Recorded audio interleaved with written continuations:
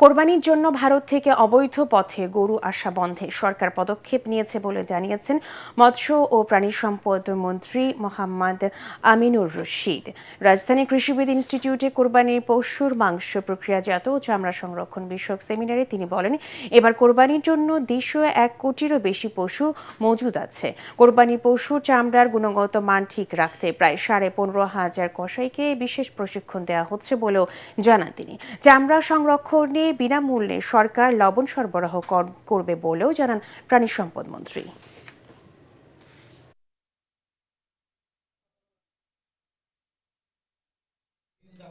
সারা বছর এই কোরবানি করার পরেও আগামী বছরের জন্য লালন পালন করার মতো গরু ছাগল ভেড়াও অনেক থাকবে।